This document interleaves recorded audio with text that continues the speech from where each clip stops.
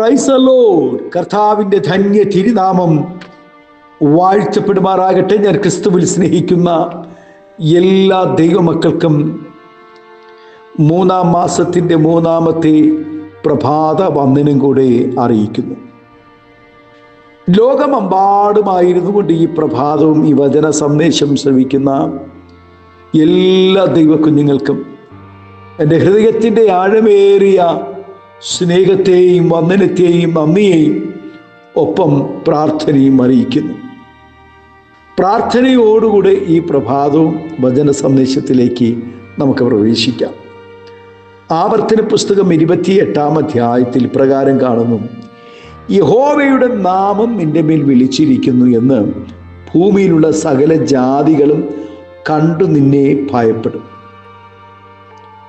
ലോകം മുഴുവനും അന്യദൈവങ്ങളെ സേവിച്ചിരുന്ന കാലത്ത് സത്യദൈവത്തെ പിന്തുടരുവാൻ മനസ്സു കാണിച്ച അബ്രഹാമിൻ്റെ സന്തതികളെ ദൈവം തൻ്റെ സ്വന്തം ജനമാക്കി തീർത്തു. ദൈവത്തിൻ്റെ സ്വന്തം ജനമെന്ന പേര് അവർക്ക് കൊടുത്തു. ആ പേരിന് യോഗ്യമായ പദവികളും അനുഗ്രഹങ്ങളും ബുദ്ധിയും ജ്ഞാനവും സമൃദ്ധിയും ജനത്തിന് ദൈവം കൊടുത്തു. മറ്റുള്ളവർ എത്ര പരിശ്രമിച്ചിട്ടും അവരുടെ ഒരു അംശം പോലും തങ്ങളുടെ ജീവിതത്തിൽ പ്രാപിക്കുവാൻ കഴിഞ്ഞില്ല. ഇന്നും അങ്ങനെ തന്നെയാണ്. ദൈവജനത്തിൻ്റെ പദവി തിരിച്ചറിഞ്ഞ പലരും ഭയപ്പെട്ട് ദൈവത്തിങ്കിലേക്ക് വന്നിട്ടുണ്ട്.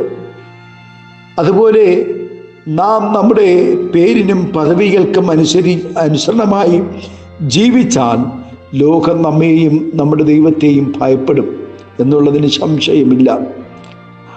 മനുഷ്യനായി പിറന്നിട്ടുള്ളതിൽ വെച്ച് ശലോമോനിലും വലിയ ജ്ഞാനികൾ ഉണ്ടായിട്ടില്ല. ദൈവത്തിൻ്റെ ജ്ഞാനം അവനിൽ ഉണ്ടായിരുന്നു എന്നുള്ളതിനാണ് അതിന് കാരണം. ദൈവത്തെ സ്വീകരിക്കുകയും ദൈവത്തിൽ മാത്രം ആശ്രയിക്കുകയും ചെയ്യുന്നവരിൽ ദൈവിക ജ്ഞാനം കവിഞ്ഞൊഴുകും. ലോകം അത് കണ്ട് ആ വ്യക്തിയെയും അവൻ്റെ ദൈവത്തെയും ഭയപ്പെടും. വൃദ്ധ ദമ്പതിമാരായ സഖരിയാവിൻ്റെയും എലിസബത്തിൻ്റെയും പ്രാർത്ഥന ദൈവം കേൾക്കുകയും അതിന് മറുപടി ലഭിക്കുകയും ചെയ്തപ്പോൾ അവരുടെ ചുറ്റുപാടുള്ള എല്ലാവർക്കും ഭയമുണ്ടായി. ആമേൻ. ഉൽപ്പത്തി പുസ്തകം നാം വായിക്കുമ്പോൾ 35-ാം അധ്യായത്തിൽ കാണുന്നു: യാക്കോബിൻ്റെ സന്തതികളും എല്ലാവരും ബേഥേലിലേക്ക് പോയി. ബേഥേലിലേക്ക് പോകുന്ന സമയത്ത് ദൈവത്തിൻ്റെ ഭീതി അവർ പാർത്തിരുന്ന പട്ടണങ്ങളിൽ വീണു. വചനം പറയുന്നു, പിന്നെ അവരെ ഒരു ശത്രുവും പിന്തുടരുവാനിടയായില്ല. അതുപോലെ മാനുഷികമായി അസാധ്യമെന്ന് മറ്റുള്ളവർ വിധിച്ചു തള്ളിയ വിഷയങ്ങളുടെ മേൽ ദൈവജനത്തിന് പ്രാർത്ഥനയിലൂടെ മറുപടി ലഭിക്കുമ്പോൾ പ്രാർത്ഥിക്കുന്നവൻ്റെ ദൈവത്തെ മറ്റുള്ളവർ ഭയപ്പെടും. വ്യവസ്ഥയോടുകൂടി ദൈവത്തെ ആരാധിക്കുന്ന ജനത്തിന് വേണ്ടി ദൈവം ചെയ്യുന്ന കാര്യങ്ങൾ ബലമുള്ള ജാതികൾ പോലും ദൈവത്തെ ഭയപ്പെടുവാനും ദൈവത്തിന് മഹത്വം അർപ്പിക്കുകയും ചെയ്യും. ദൈവം കൽപ്പിച്ചതുപോലെ അനുസരിക്കാതിരുന്ന ശൗലിൻ്റെ ദുർഗതി കണ്ടറിഞ്ഞ ദാവീദ് എപ്പോഴും ദൈവത്തിൻ്റെ ഇഷ്ടത്തിനനുസരിച്ച് ജീവിക്കുവാനും പ്രാർത്ഥിക്കുവാനും ശ്രദ്ധിച്ചിരുന്നു.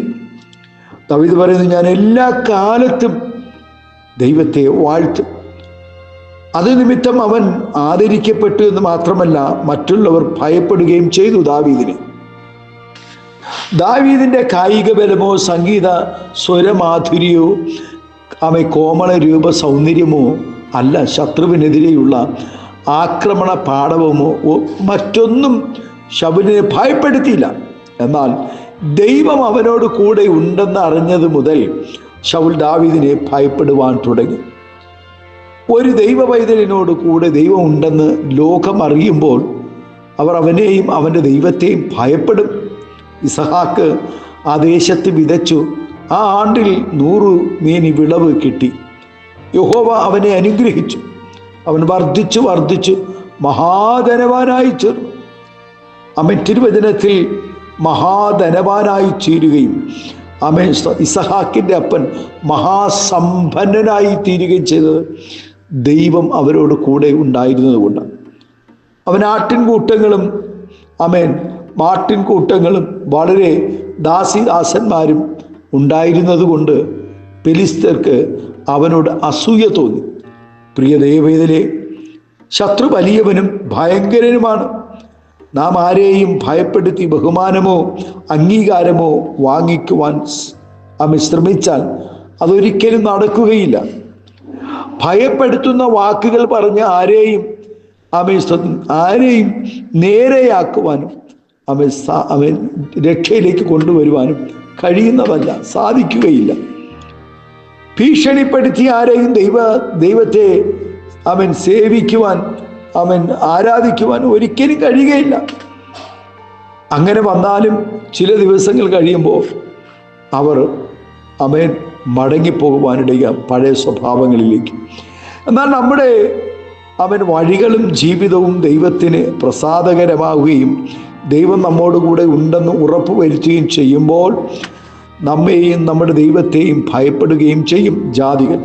ഇന്ന് നാം ലോക മനുഷ്യരിൽ കണ്ടുവരുന്ന ചില പ്രവണതകൾ ദൈവത്തെ ആരാധിക്കുന്നു എന്ന് പറയുകയാണെങ്കിലും ലോകത്തെ അധികം ഭയപ്പെടുന്നവരാണ്. ജോലി ലഭിക്കാതിരിക്കുമോ, ലഭിച്ച ജോലി നഷ്ടമാകുമോ, വിവാഹം നടക്കാതിരിക്കുമോ, ബന്ധുക്കൾ തള്ളിക്കളയുമോ, നാട്ടുകാർ പരിഹസിക്കുമോ, അങ്ങനെ പലതിനെ ചൊല്ലി ഭയപ്പെട്ടുകൊണ്ട് വിശുദ്ധിയോടുകൂടെ ജീവിക്കുവാൻ മനസ്സു കാണിക്കാതെ സത്യത്തിലും ആത്മാവിലും ദൈവത്തെ ആരാധിക്കുവാൻ ഭയപ്പെടുന്ന ഒത്തിരി പേരുണ്ട്. സ്നാനപ്പെടാൻ ഭയപ്പെടുന്നവരുണ്ട്. ചുരുക്കത്തിൽ പറഞ്ഞാൽ കൂട്ടത്തിൽ പാട്ടും വെള്ളത്തിൽ പൂട്ടും. നീ ഒരു ദൈവവൈതലാണെങ്കിൽ ലോകത്തെ ഭയപ്പെടാതെ വിളിച്ചു പറയണം, ഞാൻ ക്രിസ്ത്യാനിയാണ്, ഞാൻ യേശു ക്രിസ്തുവിനെ ആരാധിക്കുന്നവനാണ്, ഞാനൊരു ദൈവവൈതലാണെന്ന് ഉറപ്പും ധൈര്യത്തോടെ പറയുവാൻ കഴിയണം. വിശ്വാസക്കൂട്ടത്തെ കബളിപ്പിച്ച്, സഭയെ കബളിപ്പിച്ച്, ദൈവനാമത്തെ ദുഷിപ്പിച്ച്, ദൈവദാസന്മാരെ കബളിപ്പിച്ച് എത്ര കാലം മുന്നോട്ട് പോകുവാൻ കഴിയും? കുഞ്ഞെ, ദൈവത്തെ നീ ഭയന്നാൽ ലോകം നിന്നെ ഭയപ്പെടുന്ന നിലകളിൽ ദൈവം നിന്നെ ആദരിക്കുകയും ഉയർത്തുകയും ചെയ്യും. കഴിഞ്ഞ ദിവസം ഞാനിങ്ങനെ പറയുവാനിടയായി, ഏത് രാജ്യത്തിലെ എയർപോർട്ടിൽ അടച്ചാലും, ഏത് രാജ്യത്തിലെ എയർപോർട്ടുകൾ യാത്രാ സൗകര്യങ്ങൾ അനുവദിക്കാതിരുന്നാലും സ്വർഗത്തിലേക്കുള്ള എയർപോർട്ട് ആർക്കും അടയ്ക്കാൻ കഴിയത്തില്ല. ഇന്ന് പ്രഭാതം ശക്തി പുതുക്കുന്ന ദൈവമക്കൾ കഴുകനെ പോലെ ചിറകടിച്ച് കയറുവാനിടയാകും.